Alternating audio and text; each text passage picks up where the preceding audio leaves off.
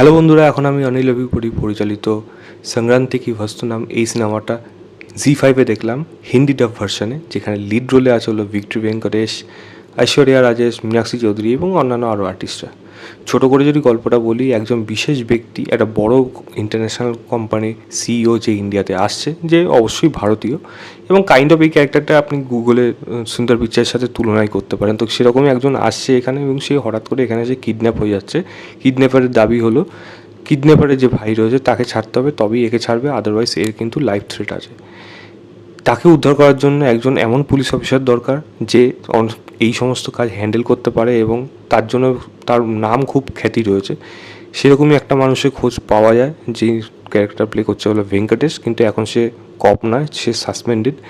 তার এক্স এখানে রোল, মানে এক্সের রোলে এখানে পাঠ করছে মীনাক্ষী, যে একজন পুলিশ অফিসার। সে যাচ্ছে তার বাড়িতে তাকে আদেশ মানে জানানোর জন্য, এবং এই কেসটা যাতে দুজন মিলে সলভ করতে পারে নাকি, যেখানে অলরেডি ভেঙ্কটেশের বউ ঐশ্বরিয়া রাজেশ রয়েছে, তার ফ্যামিলি রয়েছে, যে একটা ক্রেজি ফ্যামিলি, এবং তারা কি সত্যিকারে এই মানুষটিকে উদ্ধার করতে পারে, এবং এই জার্নিতে কী কী আরও মজাদার এলিমেন্ট আছে, এই নিয়েই সম্পূর্ণ সিনেমা রয়েছে। এর থেকে বেশি জানতে হলে আপনাকে জি5-এ গিয়ে এই সিনেমাটা দেখতে হবে। হিন্দি ডাব কিন্তু আমি বলবো ঠিকঠাক রয়েছে, মানে খারাপ হয়নি, এটুকু বলা যেতে পারে। তবে দেখুন, মেন কথা জিনিসটা হলো, সাউথের সিনেমা তো এখন রমরমান লোকে প্রচুর দেখে এবং হিন্দি সিনেমাকে তারা গালাগালি দেয়, কিন্তু সাউথের সিনেমা এখনও কিন্তু অনেক দর্শক আছে নর্থ অডিয়েন্সে, যারা কিন্তু সাউথের সিনেমা পছন্দ করে না, নেগলেক্ট করে, মানে রীতিমতো নাক সিট করে।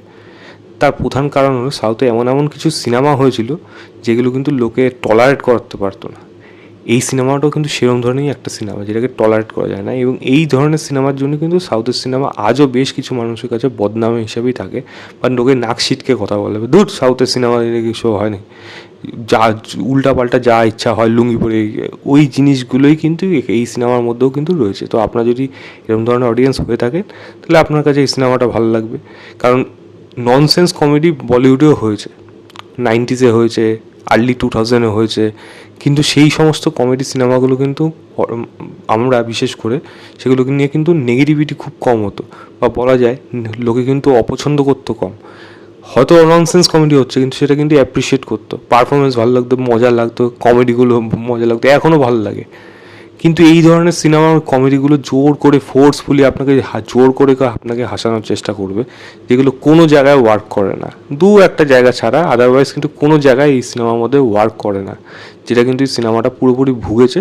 এবং এইরকম ধরনের সিনেমা কিন্তু তেলেগুতে প্রচুর হয়ে এসেছিলো একটা সময়, আজও এই ধরনের সিনেমা হচ্ছে। এবং দুঃখের বিষয়, টাকু মহারাজের সাথে এই সিনেমাটা মানে সংক্রান্তির সময় রিলিজ করেছিল, টাকু মহারাজের থেকে এই সিনেমাটা বেশি ইনকাম করেছে, এটা খুবই খারাপ বিষয়। যাই হোক, যদি আমি এই সিনেমার ভালো খারাপ দিকের মধ্যে যাই, সিনেমার মধ্যে প্রচুর খারাপ জিনিস হচ্ছে, প্রচুর ভালো দিক যদি বার করতে হয়, মন্দের মধ্যে থেকে ভালো জিনিস বার করতে হবে। তো খারাপ জিনিস কি, এই গল্পের প্রেজেন্টেশন, যেটা একেবারেই মজাদার না। আমি মজাদার না কেন বললাম, কারণ এটা একটা comedy cinema, comedy drama cinema. তো কমেডি ড্রামা সিনেমার মধ্যে কী হওয়ার প্রয়োজন, সব থেকে বেশি কমিক পোর্শন, যেটা কিন্তু এখানে ওয়ার্ক করে না। কোন জায়গাটা ওয়ার্ক করেছে, এখানে কিছু জায়গা রয়েছে, একটা এখানে ভেঙ্কটেশ্বরের ছেলে রয়েছে যেটা অতীব পাকা, এবং তার পেছনে একটা কারণও আছে, যেটা খুবই মজার ছিল। এখানে বলা হয়েছে যে একটা বাচ্চার হাতে যদি ওটিটি চলে আসে, তাহলে সে কত রকম পাকতে পারে বা কত কিছু করতে পারে।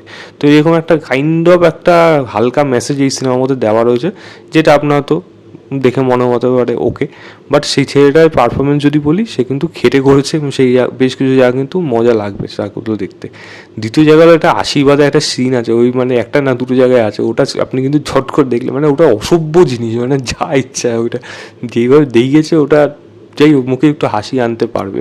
এবং সিনেমাটা আরেকটা জিনিস, ভালো জিনিস যেটা বলে দেওয়া উচিত, যে একটা লাস্টে একটা মেসেজ আছে, যদিও সেই মেসেজটা গুরুত্বপূর্ণ হওয়া সত্ত্বেও সিনেমার মধ্যে কোনোভাবে যায় না, কারণ ফোর্সফুলি ওই জিনিসটা প্লেস করা হয়েছে, যেটা দেখতে কিন্তু পুরোপুরি অড লেগেছে। তবে মেসেজিংটা ভালো ছিল, বাট সেটা এফেক্টিভ খুব একটা বেশি আমার মনে হয় সিনেমার জন্য হবে। খারাপ জিনিস যেটা বলা শুরু করেছিলাম, কমিক পোর্শনগুলোর মধ্যে কমেডি পোর্শনগুলো যদি জোর করে ফোর্সফুলি করা হয়, তখন কিন্তু সেটা ওভার মানে ফালতু লাগতে শুরু করে, মানে একটা সময় সেগুলো ওভারডোজ হয়ে যায়, যেগুলো কিন্তু একেবারেই ভালো লাগে না। ক্যাট ফাইট হচ্ছে এখানে মীনাক্ষী এবং ঐশ্বরিয়া রাজেশের মধ্যে, সেইগুলো খুবই জঘন্যভাবে এখানে প্রেজেন্ট করা হচ্ছে, যেটাই ডিরেক্টরের অ্যাটেনশনই তাই যে এরকমভাবেই সে সিনেমা বানায় এবং সেই দর্শক যারা তাদের এই জিনিসগুলো ভালো লাগবে। ইনভেস্টিগেশন হোক, থ্রিলিং পোর্শন হোক, কোনো জায়গায় কিন্তু এই সিনেমাটা কোনোভাবে ওয়ার্ক করে না। ডায়লগ যেভাবে লেখা হয়েছে পুরোপুরি থার্ড ক্লাস ছোটো লোকের মতো ডায়লগ এই জায়গাগুলো এই সিনেমাগুলোর মধ্যে রয়েছে। কমেডি হিসেবে তো কোনোভাবেই সেগুলো ওয়ার্ক করে না, ড্রামা পোর্শনও ওয়ার্ক করে না। বিজিএমটা বলবো কিছু কিছু জায়গায় ঠিকঠাক রেখেছে, বাট সেখানে কোনো আলাদা করে এলিভেশন দিতে পারে না। অ্যাকশন সিনগুলো খুবই মানে খুবই উইক, সেগুলো একেবারেই ওয়ার্ক করে না সেখানে। এবং ইমোশন যেটা বললাম, যেটা ফোর্সফুলি এখানে রাখা হয়েছে, ভালো মানে বক্তব্য থাকা সত্ত্বেও ইমোশন কোনোভাবে সিনেমার মধ্যে ওয়ার্ক করে না। পারফরমেন্সের কথা বলি, সবাই জঘন্য অভিনয় করেছে, তো কিছু আলাদা করে বলার নেই। ওভার অ্যাক্টিং করেছে, মানে ওভার অ্যাক্টিংই তাদের এখানে লাউড পারফরমেন্সই তাদের করতে হবে, তো তারা সেই জিনিসটাই করে গেছে, যেটা দেখতে খুব কোনোভাবেই আমার কাছে অ্যাটলিস্ট ভালো লাগেনি। তবুও যেটা বললাম, ভেঙ্কটেশের যে ছেলেটা রয়েছে সে কিছু কিছু জিনিস এমন করেছে যেটার জন্য হয়তো আপনার কিছু তার পারফরমেন্সটা কিছু ওয়ার্ক করবে। উপেন্দ্র রয়েছে যাকে আপনারা অ্যানিমেলে দেখেছিলেন, তো উপেন্দ্র কিছু কিছু জায়গায় পারফরমেন্স আমি বলবো ওকে, বাট এইগুলোই এর মধ্যে থেকে ভালো জিনিস উঠে আসছে। এর থেকে মানে ভালো জিনিস এই সিনেমার মধ্যে থেকে ফিল্টার করে বার করা সম্ভব না। ফিল্টার এইটুকুই জাস্ট পড়বে আপনার চোখে, আমার তো চোখে এইটুকু পড়েছে। বাকি ওভারঅল ফার্স্ট থেকে সিনেমা শুরুর থেকে শেষ অবধি সিনেমাটা পুরোপুরি আমাকে একটা মানে মাথা যন্ত্রণার জায়গা নিয়ে গেছে, এইটুকু আমি বলে দিতে পারি। যদি আপনার সেরকম ধরনের অডিয়েন্স হয়, আপনি যদি দেখার ইচ্ছা থাকে দেখতে পারেন। এরকম স্ল্যাপস্টিক লাউড কমেডি যেগুলো হয়ে থাকে, সেটাও অতীব জঘন্য উপায়, জঘন্য ডায়লগ, জঘন্য পারফরমেন্সের মধ্যে দিয়ে যদি আপনার ভালো লাগে, তাহলে আপনারা এই সিনেমাটা দেখতে পারেন। আমি এই সিনেমা অডিয়েন্স না, এই সিনেমাটা আমাকে তো স্টার ফার কিছু জিজ্ঞেস করবেন না, আমি এসব কিছু দিতে পারবো না। এই সিনেমাটাকে দেখার ইচ্ছা হলে জি5 গিয়ে দেখতে পারেন। তো এই ছিল আমার ওভারঅল রিভিউ স্যাংকাং থেকে ফার্স্ট নাম এই সিনেমাটার। ভিডিওটা ভালো লাগলে লাইক শেয়ার, চ্যানেলটাকে অবশ্যই সাবস্ক্রাইব করে দেবেন। বাই।